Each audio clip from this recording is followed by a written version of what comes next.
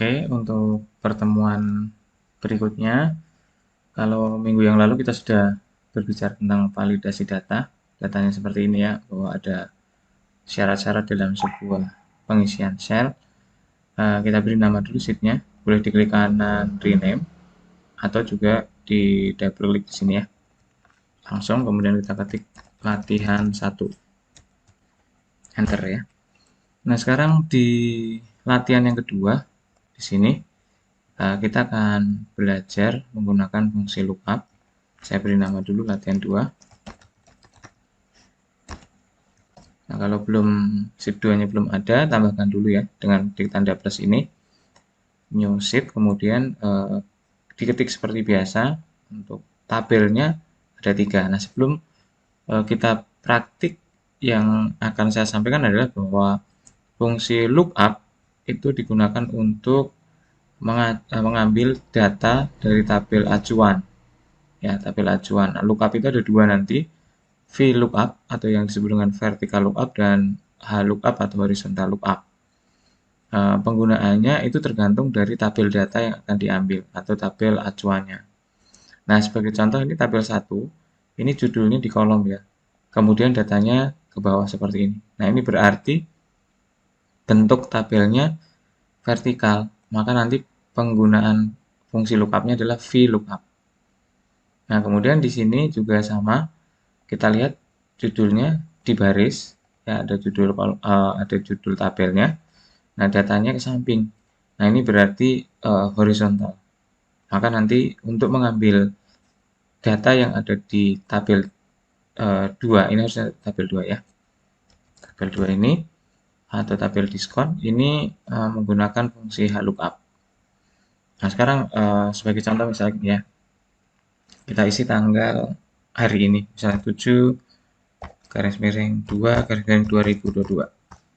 Oke, kode jurusannya kita coba salah satu dulu aja ya, huruf kapital JGJ.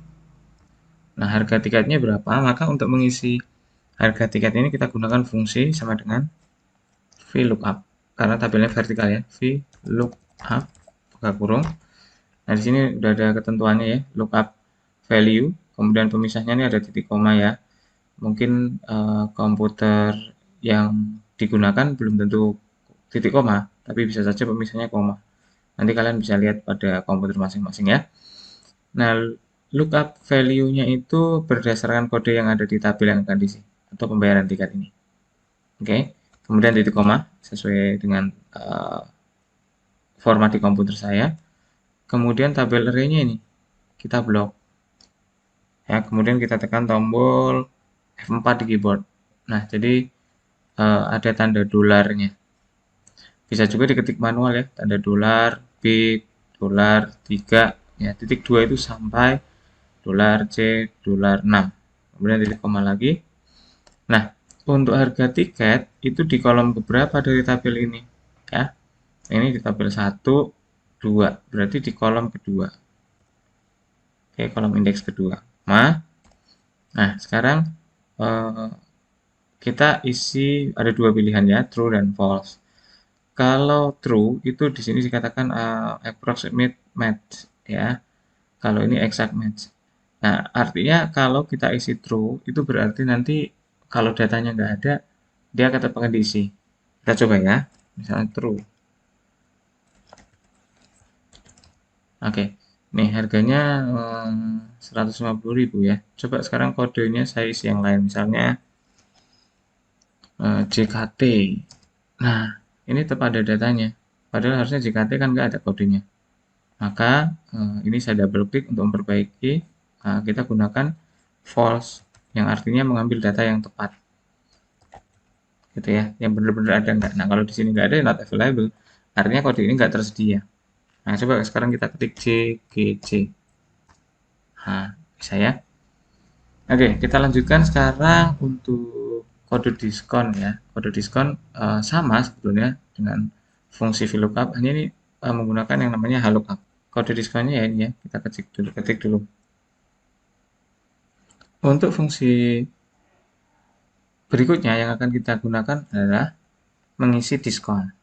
Nah, diskon ini misalnya kode yang kita isikan 1 nih. otomatis harusnya diskonnya adalah 20.000 ya. 20.000. Maka sama dengan tadi di harga tiket, maka kita gunakan fungsi sama dengan lookup. Mengapa menggunakan lookup? Karena tabel acuannya ini horizontal ya. Range-nya sama, ini kode diskon ya. Range-nya lookup value-nya. Kemudian saya titik koma, tabel array-nya ini. Nah, kemudian kita kunci pakai F4 tadi ya. Kayak gini, kemudian titik koma. Perhatikan baik-baik, kalau tadi di sini tulisannya column index numbers, sekarang di sini adalah row index number. Nah, row index number-nya ini kan baris pertama, di baris kedua. Maka data yang akan diambil ini kan ada di baris kedua. Tulis 2, false. Seperti tadi mengapa false? Supaya datanya benar-benar yang ambil yang cocok.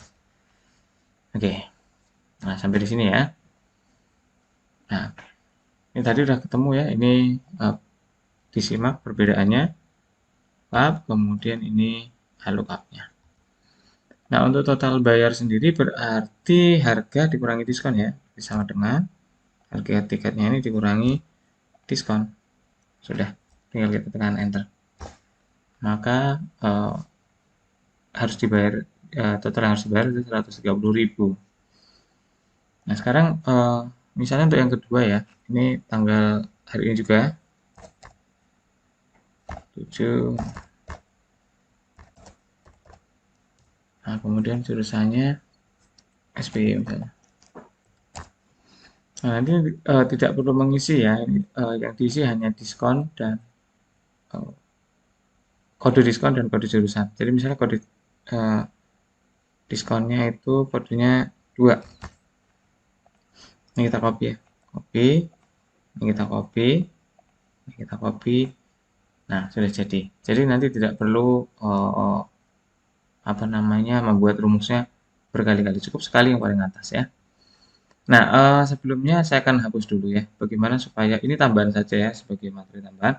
Bagaimana supaya format ini, kalau tadi kan seperti ini, tabelnya nggak rata ya, bordernya. Nah, sekarang kita akan coba membuat otomatis gitu ya. Nah, ini materinya adalah conditional formatting. Jadi kita ambil dari sini, dari conditional formatting, kemudian kita manage rules, kemudian di sini jangan lupa pindahkan ke this worksheet atau untuk satu lembar kerja ini. Kemudian kita klik new rule, ya. Kemudian kita ambil use a formula to determine which cell to format. Kemudian ini diperhatikan ini. Nah, kita akan mulai membuat formatnya kan di B11. Maka di sini kita akan tulis sama dengan B11 ya. Ini tanda tidak sama dengan ya. Kosong, tanda kutip. Kalau nggak kosong, maksudnya ini gitu ya. Kita akan bilang kalau di B11 itu nggak kosong, kita akan formatnya apa? Nah, bordernya kayak gini. Nah, kita pilih yang outline. Kemudian klik OK. Kemudian klik OK. Nah, jangan lupa ini karena berpindah ke current selection, kita pilih ke this worksheet ya. Ya, tadi kan current selection pilihannya ya. Nah, kita pilih this worksheet. Nah, di sini kan tadi formulanya jika tidak kosong. Nah, sekarang apply to-nya kemana? Ini saya hapus saja, kemudian saya blok ini ke sini.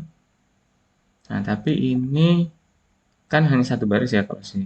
Misalnya mau kita buat 100 baris ke bawah, ini tinggal ganti angka 100.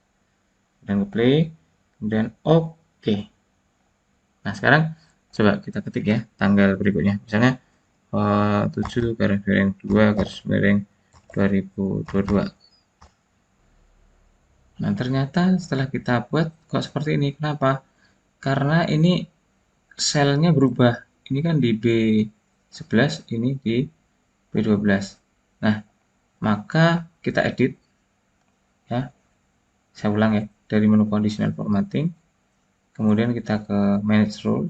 Nah, yang sudah ada ini kita edit. Yang kita edit adalah formatnya. Nah, ini harus dikunci kolom B-nya.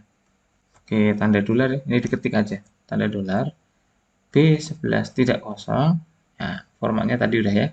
Tidak berubah. Oke, kita tinggal oke. Jangan lupa pilihnya tulis worksheet, play, oke. Nah, sekarang tuh sudah langsung ya. Saya hapus. Kalau saya hapus hilang. Kalau saya ke isi data 7 garis miring 2 garis miring 2022 enter. Nah, muncul garisnya. Kemudian misalnya nanti tanggal 8 garis miring 2 garis miring 2022 enter, otomatis ada. Nanti kita tinggal mengisi ya. Coba kita isi dengan kode yang lain, BDG, kemudian ini SPI, nah ya. Nah, ini diskonnya 0, ini diskonnya 3. Nah, rumus di sini tinggal di copy. Atau kalau ini dua baris berdekatan, ini tinggal di blok, di copy bareng juga bisa. Nah, ini nggak dapat diskon ya, maka bayarnya penuh. Yang ke Bandung nggak dapat diskon. Itu untuk hari ini. Selamat mencoba. Silakan nanti diisi datanya sampai beberapa tanggal ke bawah ya. 10 tanggal, 10 ya, 10 hari ke bawah ya di sini tanggalnya. Silakan dicoba. Terima kasih, semoga bermanfaat dan selamat mencoba.